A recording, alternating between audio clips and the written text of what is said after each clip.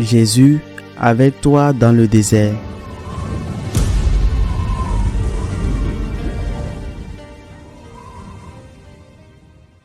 En ce temps-là, Pierre s'approcha de Jésus pour lui demander, « Seigneur, lorsque mon frère commettra des fautes contre moi, combien de fois dois-je lui pardonner? Jusqu'à 7 fois ?»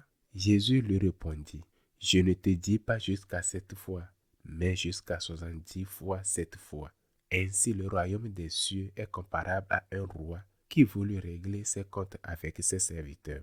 Il commençait quand on lui amena quelqu'un qui lui devait 10 000 talents, c'est-à-dire 60 millions de pièces d'argent. Comme cet homme n'avait pas de quoi rembourser, le maître ordonna de le vendre avec sa femme, ses enfants et tous ses biens en remboursement de sa dette. Alors tomba à ses pieds. Le serviteur demeurait prosterné et disait, « Prends patience envers moi et je te rembourserai tout. » Saisi de compassion, le maître de ce serviteur le laissa partir et lui remit sa dette. Mais en sortant, ce serviteur trouva un de ses compagnons qui lui devait 100 pièces d'argent. Il se jeta sur lui pour l'étrangler en disant, « Rembourse ta dette. » Alors tomba à ses pieds. Son compagnon le suppliait, « Prends patience envers moi, je te le rembourserai. » Mais l'autre refusa et le fut jeté en prison jusqu'à ce qu'il ait remboursé ce qu'il devait. Ses compagnons, voyant cela, furent profondément attristés et allèrent raconter à leur maître tout ce qui s'était passé. Alors celui-ci le fit appeler et lui dit, « Serviteur mauvais, je t'avais remis toute cette dette parce que tu m'avais supplié. Ne devais-tu pas à ton tour avoir pitié de ton compagnon comme moi-même j'ai eu pitié de toi? » Dans sa colère, son maître le livra au bourreau jusqu'à ce qu'il eût remboursé tout ce qu'il devait. C'est ainsi que mon Père du ciel vous traitera si chacun de vous ne pardonne pas à son frère du fond du cœur. Acclamons la parole de Dieu.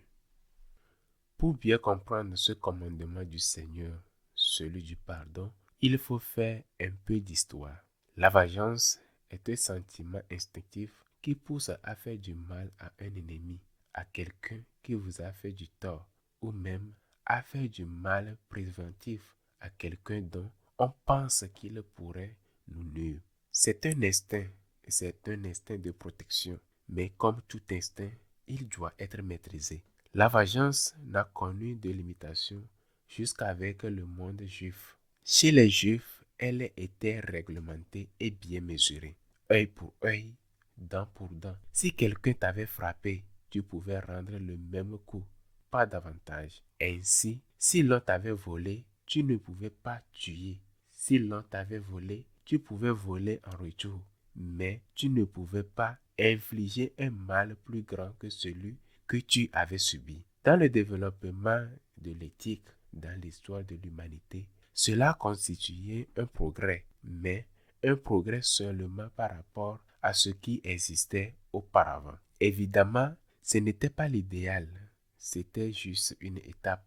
C'est comme de la même manière qu'autrefois on acceptait la polygamie, mais ensuite on est passé par la polygamie à accepter la monogamie, tout en permettant le divorce. Le divorce qui était en quelque sorte une polygamie déguisée. C'était un progrès, mais on ne pouvait pas le considérer comme l'aboutissement de ce progrès. C'est Jésus qui était Dieu et c'est lui qui nous a révélé la plénitude. Il nous dit la monogamie, mais pas le divorce, car une monogamie accompagnée du divorce dans les conditions où se trouvait alors la femme, surtout, équivalait d'une certaine manière à une polygamie légale. Et concernant la vengeance, il nous dit qu'elle n'est pas permise, pas même cette vengeance mesurée œil pour œil, dent pour dent. Aucun type de vengeance n'est acceptable.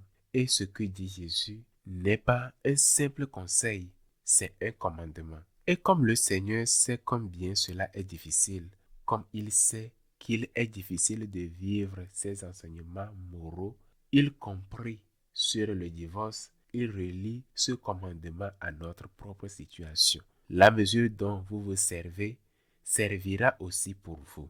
Il nous l'enseigne dans le Notre Père.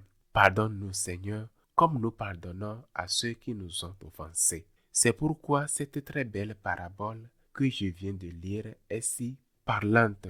Quelqu'un a une énorme dette, mais celui qui lui demande du temps pour payer à lui-même un débiteur qui lui doit beaucoup moins, mais il refuse. Et pourtant, lui qui a été au moins provisoirement pardonné, ne veut pas accorder la même chance à l'autre. Toi, tu as une grande dette. Moi aussi, j'ai une grande dette. Envers qui? Envers Dieu. Nous avons des dettes envers Dieu. J'ai une grande dette envers Dieu. Cette dette que j'ai envers Dieu peut me sembler petite si je le compare à celle que l'autre a envers moi. Je peux penser que la dette que l'autre a envers moi est plus grande que celle que j'ai envers Dieu. Mais ce n'est pas ainsi, ce n'est pas vrai. La mesure dont tu te sers servira aussi pour toi. Pardonne-nous, Seigneur, comme nous pardonnons. Regardons maintenant cela sous un autre angle. Comment commence l'évangile d'aujourd'hui? On demande à Jésus, combien de fois je dois pardonner à quelqu'un qui m'a offensé? Jusqu'à 7 fois? Jésus répond, je ne te dis pas jusqu'à 7 fois, mais jusqu'à 70 fois 7 fois. Dans la culture juive, c'est une manière de dire toujours, indéfiniment, sans limite. Si le Seigneur nous demande cela, ne serait-il pas lui-même prêt à accomplir?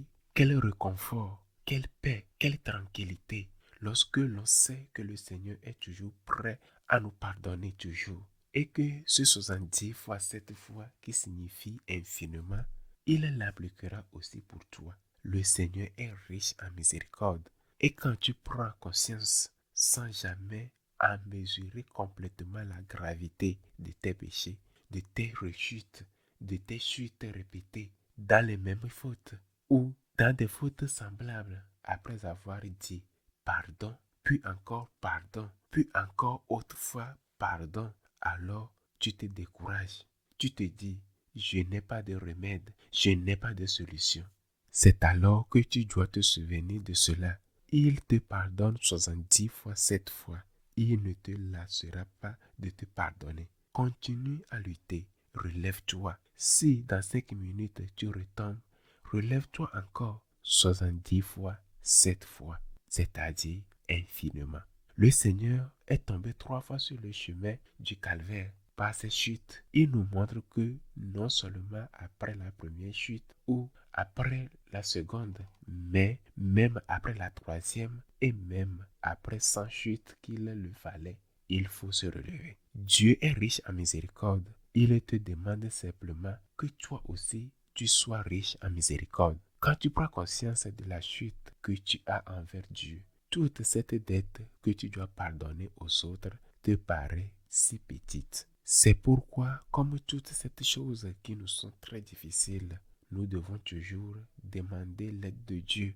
Nous devons dire à chaque fois et à chaque reprise à Jésus, je le veux, aide-moi. Je le veux, aide ma faible foi. Aide mon amour si pauvre. Je le veux, Seigneur. Je veux pardonner. Je veux aimer mon ennemi. Je veux faire du bien à celui qui m'a fait du mal. Je le veux, Seigneur. Je le veux. Aide-moi parce que c'est difficile. Aide-moi, Seigneur, car j'ai une dette envers toi et j'ai besoin que tu me la pardonnes. Et pardonner la dette que les autres ont envers moi n'est rien. Seigneur, en comparaison du pardon que je te demande, aide-moi, Seigneur, à pouvoir aimer mon ennemi, à pouvoir pardonner, à pouvoir me relever après chaque chute. Qu'il soit ainsi.